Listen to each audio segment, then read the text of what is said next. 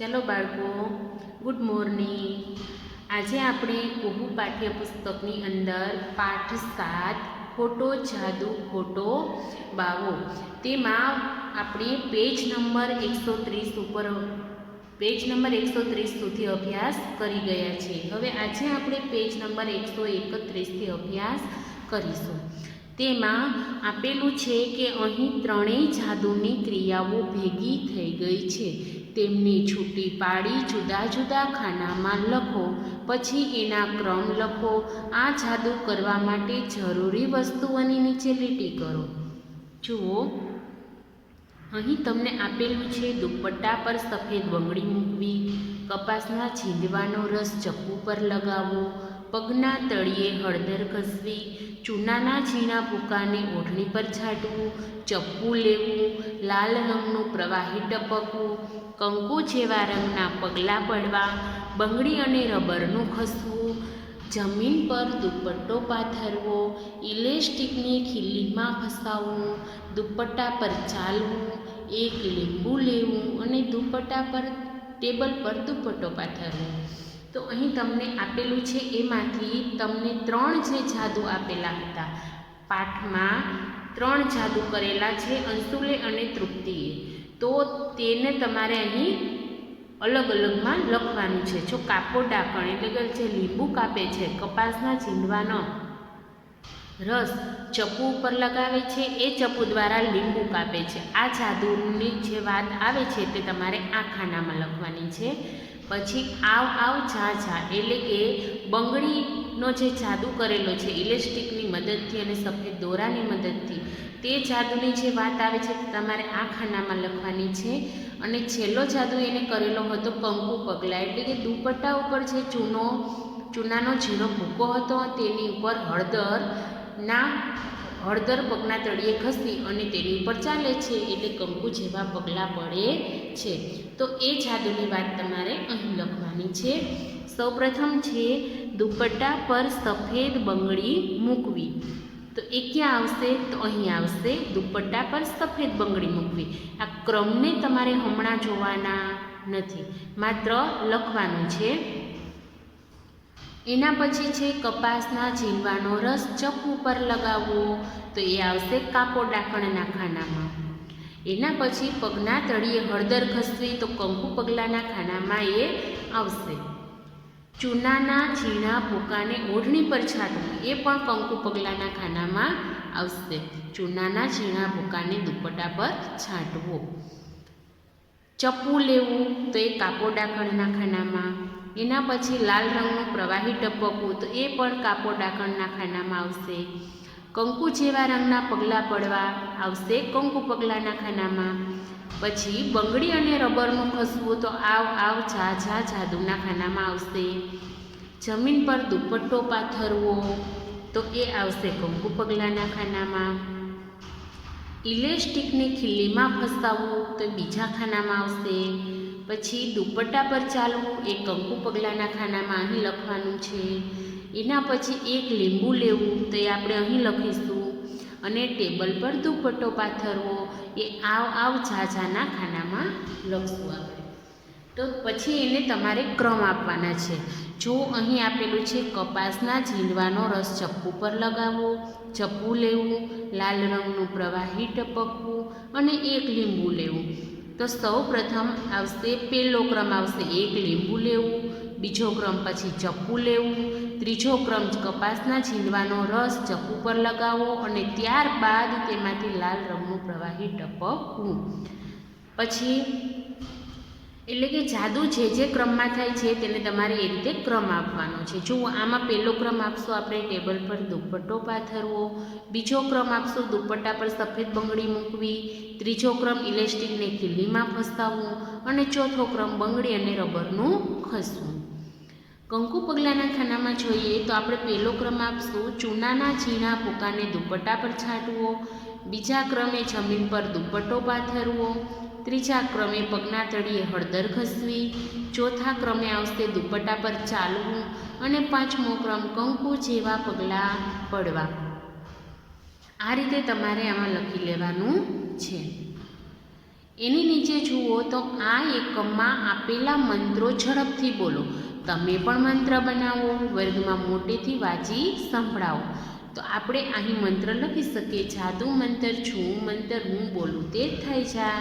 પછી અલ્લા જાય બલ્લા જાય, મારો જાદુ સફળ થાય.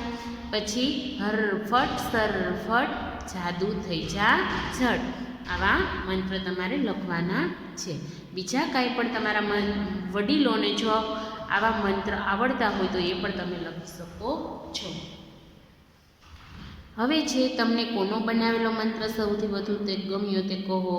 જો બાળકોએ જાતે લખ્યા હોય તો આપણે કોને બનાવેલો મંત્ર વધુ ગમ્યો તે આપણે કહી શકીએ, પણ બધા બાળકોએ આપણે સરખું લખવાનું છે. ગૃહ કાર્ય છે હું પણ જાદુગર. 2-3 બાળકો ભેગા થઈ નાળિયેરમાંથી ચૂંદડી કાઢવાનો જાદુ શીખો. વડીલોને બતાવો શું થયું તે વર્ગમાં કહો.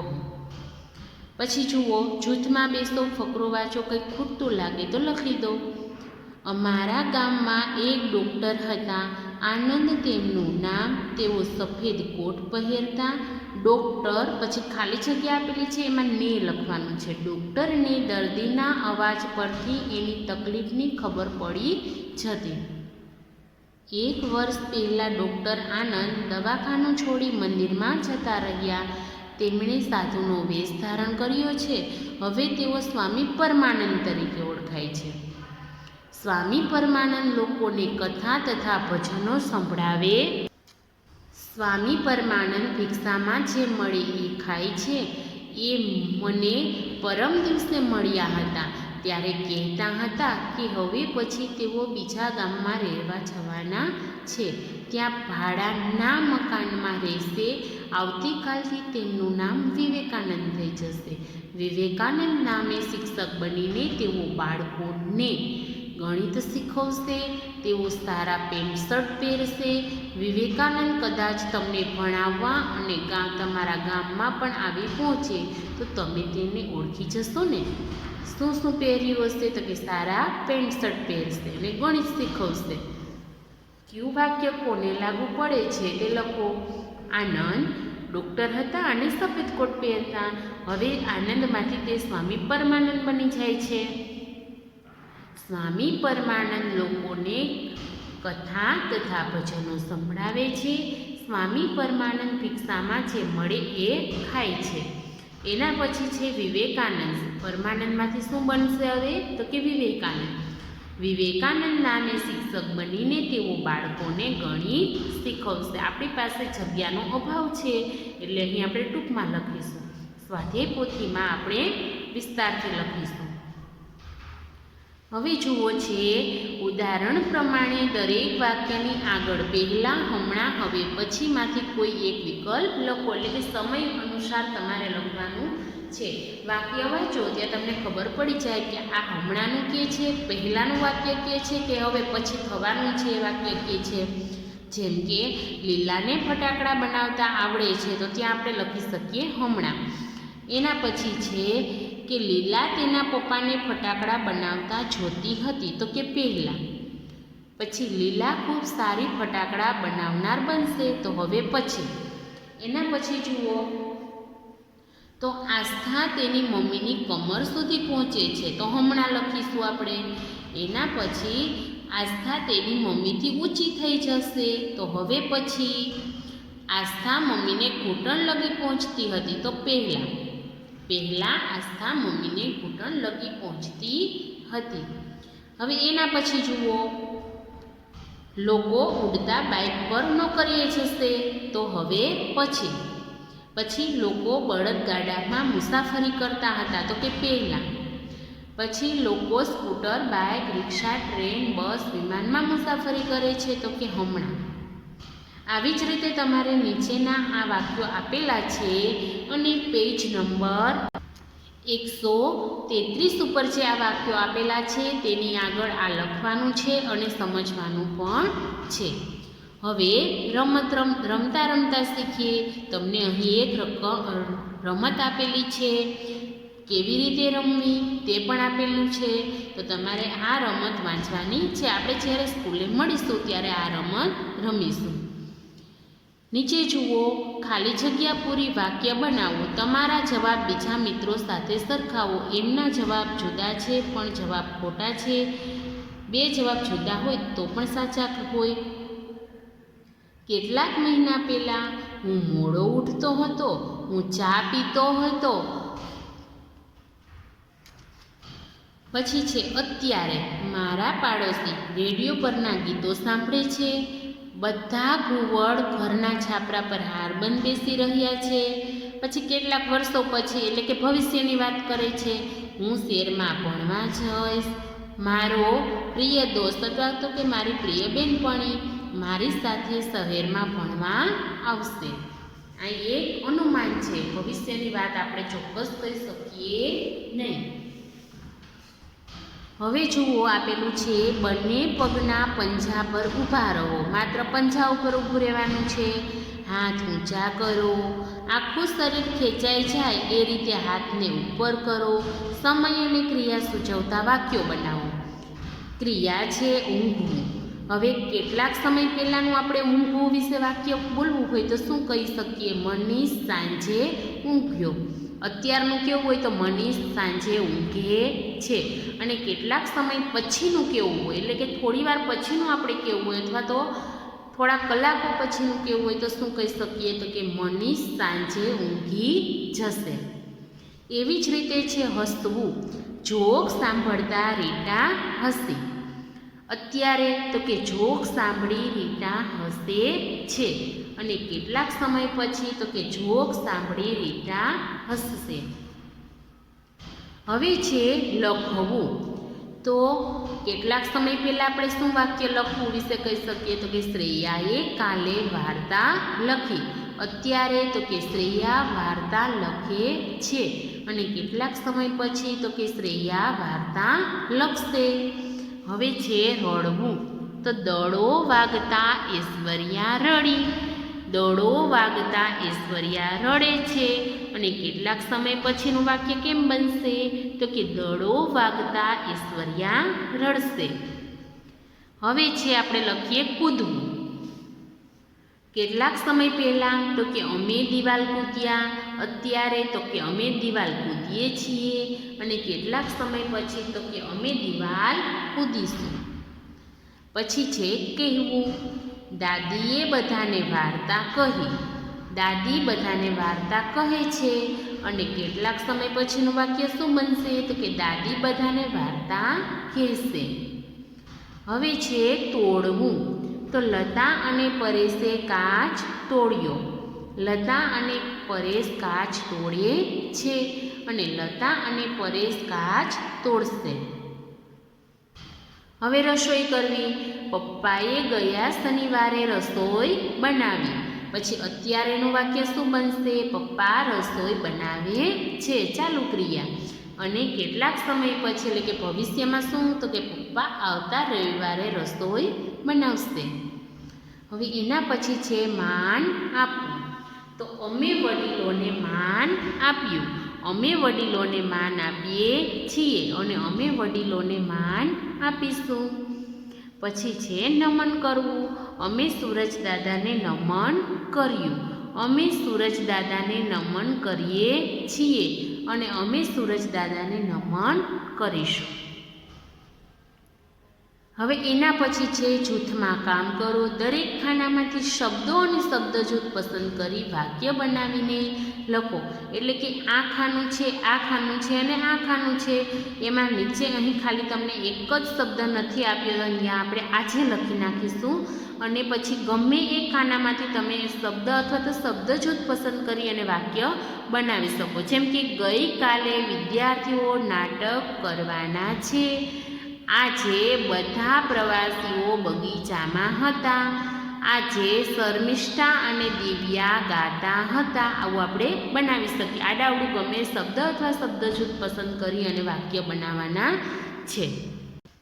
જેમ કે ઉદાહરણ સ્વરૂપે આપેલું છે ગઈકાલે વિદ્યાર્થીઓ નાટક કરવાના હતા.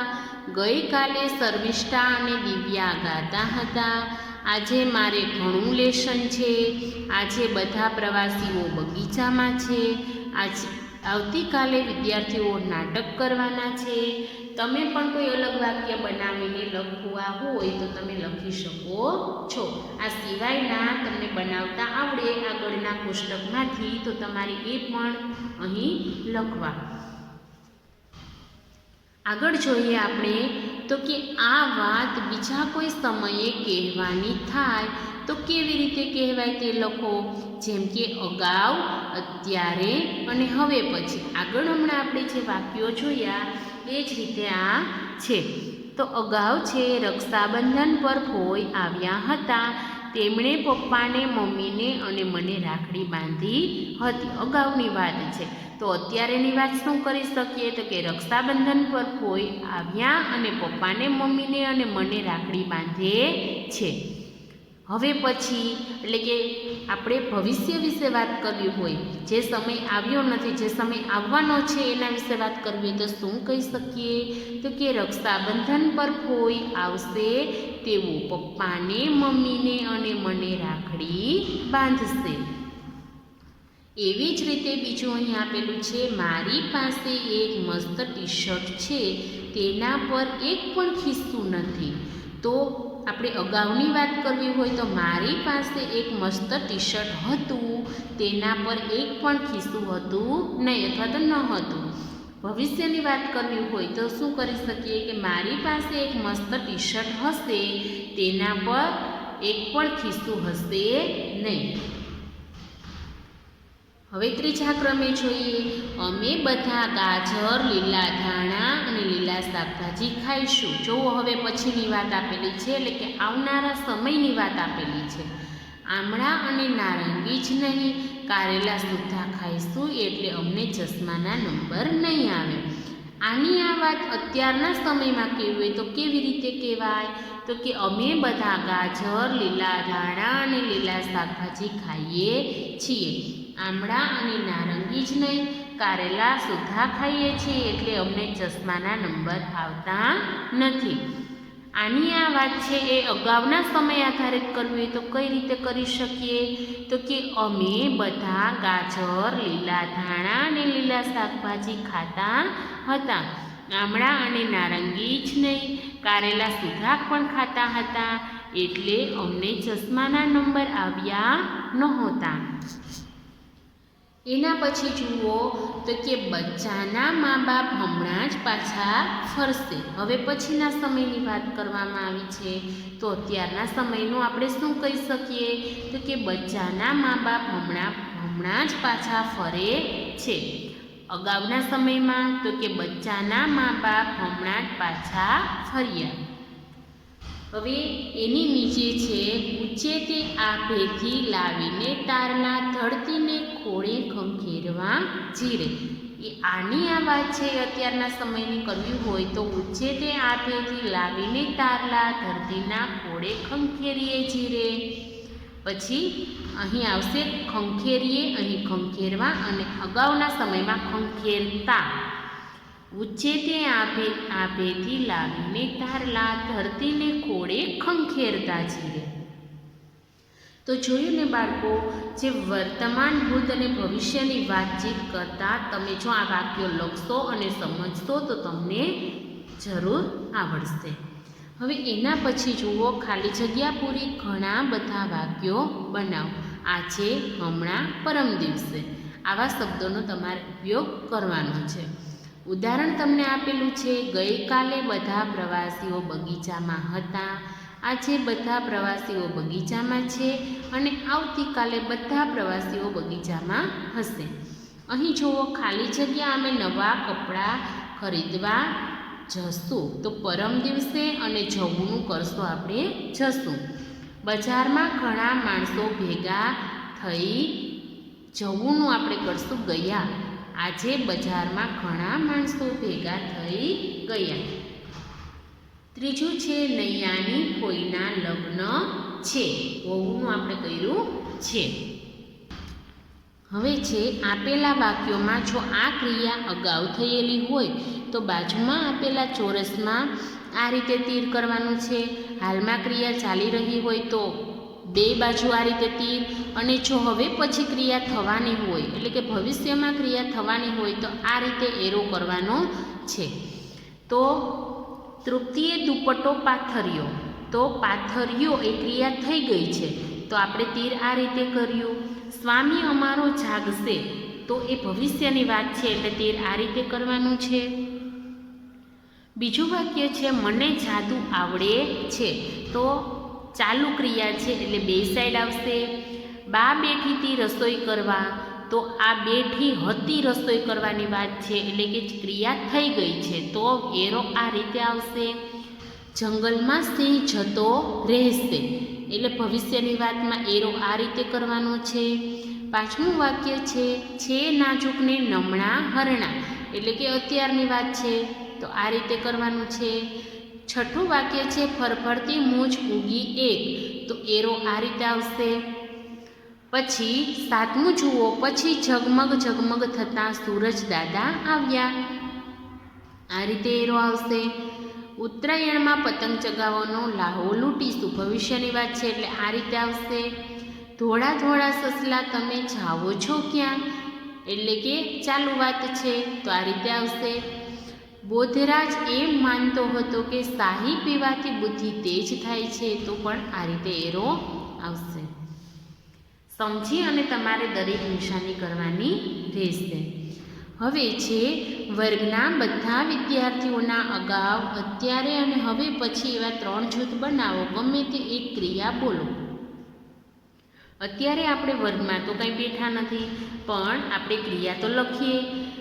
ક્રમ આપેલું છે ખાવું, અગાઉ કહેવાય ખાધું, અત્યારે ખાઉં છું અને હવે પછી ખાઈશ. તો તરવું, તર્યા, તરું છું અને તરીશ. એવી જ રીતે રમવું, રમ્યા, રમું છું અને રમીશ. વીણવું, વીણ્યા, વીણું છું અને વીણીશ. પછી ગાવું, ગાયું, ગાય છે અને ગાઈશ. દોડવું, દોડ્યો, દોડે છે અને દોડીશ. પીવું, પીધું, પીએ છે અને પીશ. એવી જ રીતે આઠમું છે લખવું, લખ્યું, લખે છે અને લખીશ. આ ક્રિયા તમારે બધાએ સમજવાની છે. હવે લગભગ સરખા એટલે કે સમાનાર્થી શબ્દ, આ શબ્દો પણ તમારે તૈયાર કરવાના રહેશે આવતી પરીક્ષા માટે. જુઓ તક, તક એટલે લાગ અથવા કોઈ કાર્યનો અનુકૂળ સમય. પછી ચટપટી થવી એટલે તાલાવેલી થવી, કોઈ જાણવાની ઝટ ઈચ્છા થવી, તાલાવેલી થવી. પછી ત્રાટક એટલે કે તાકીને એક સ્થાને જોવું, તેને કહેવાય ત્રાટક. પછી ગાયબ એટલે ગુમ. સાધના એટલે કોઈ કાર્યને સફળ કરવા માટે જરૂરી મહેનત. એના પછી છે મતવાલી એટલે થાય મસ્ત. હવે છે બાથ ભીડવી એટલે મોટું કામ હિંમતભેરું પાડવું. પછી પળ એટલે સમય, અહીં તક. લાવો એટલે લહાવો, અહીં લાભ. પછી ભભૂત એટલે રાખ, આટો એટલે લોટ, રસોઈ એટલે રાંધેલી વસ્તુ, ખપે એટલે જોઈએ. પછી વૈરાગી એટલે સાધુ, સરપાવ એટલે ઇનામ. પછી મન મોજીલા એટલે આનંદમાં, અને જસ એટલે પરાક્રમો અથવા તો ગુણ. આ બધા શબ્દાર્થ તમારે પાકા કરવાના છે. એના પછી છે હસીએ એટલે જોક્સ આપેલો છે. શું આપેલો છે જોઈએ આપણે. નીતા કહે એક જાદુગર પાસે આંબળા ભરેલો ડબ્બો છે, તેને ખોલવા માટે તે શું કરશે. ગીતા કહે આબ્રાકાડાબ્રા, આવું બોલશે. નીતા કહે ના, ઢાંકણ ખોલશે. તે આવું મંત્ર નહીં બોલે પણ શું કરશે, ડબ્બો ભરેલો છે તેને ખોલવા માટે તે ઢાંકણ ખોલશે. એની નીચે આપેલું છે શબ્દ પોટલી. શબ્દ પોટલીમાં આપણે આવા જોડાક્ષરો લખવાના છે, જેમ કે ઇજ્જત, જડીબુટ્ટી, હુલ્લડ, ગૃહ, તૃણ, નૃપ, પૃથ્વી, પછી બુદ્ધિ, જીર્ણોદ્ધાર, યુદ્ધ અને વૃદ્ધ. પછી શ્રવ પરથી શ્રમ, શ્રાવણ, શ્વેત અને શ્વાન. એવી રીતે ઉપરથી ઉત્તમ, ઉત્તીર્ણ, ઉત્પાદન અને ઉદ્ઘાટન આ શબ્દો છે એ દરેકે લખવાના છે અને દરેકને આ શબ્દ છે તે વાંચતા પણ આવડવા જોઈએ. આજે તમારે પાઠ્યપુસ્તક પૂરી લેવાનું છે. આવતા ભાગમાં આપણે સ્વાધ્યાય પોથી પૂર્ણ કરીશું.